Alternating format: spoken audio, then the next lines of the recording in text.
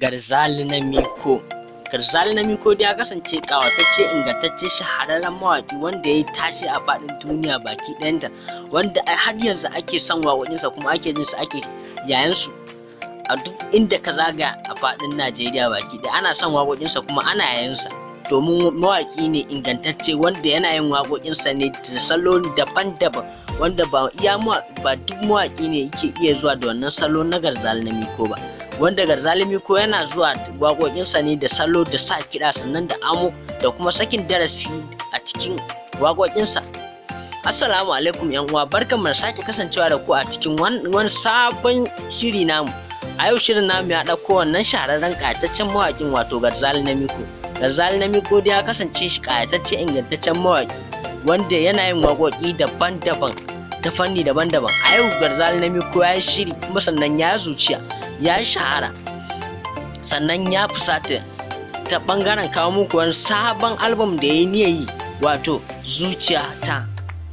Zuciyata dai ya kasance da akwai waƙoƙi daban-daban a cikin wannan album da zai saki. Ya yi shiri sannan kuma ya tumbatsa a wajen kawo muku wannan ƙayataccen album mai suna Zuciyata. A yanzu haka Garzali Namiko yana ta kokari, sannan kuma yana ta shiri domin ya burge ku masoya. Idan har ka kasance ɗaya daga cikin masoyan wannan shahararren mawaƙi, to muna masu roƙonka da ka danna mana subscribe, sannan ka danna alamar nan ta ƙararrawa domin samun ƙayatattu, ingantattu shiri da muke saki a cikin wannan tasha ta mai suna Almara 24 TV. Kar da ku manta da yi mana sharing din wannan duk wani bidiyo da ka tsinta a cikin wannan tasha ta mu na group, a cikin group na WhatsApp ko na Facebook.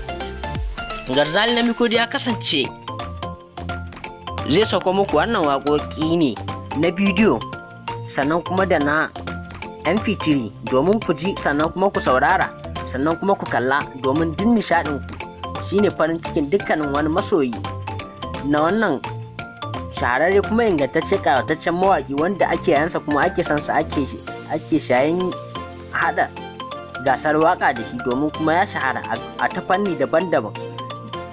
Shi da wannan shahararren mawaƙi ba iya ɓangaren waƙa ya tsaya ba, yana yin harka ta bidiyo, ma'ana yana yin, shi ma ya kasance ɗaya daga cikin Kannywood, domin shi ma ɗan Kannywood ne.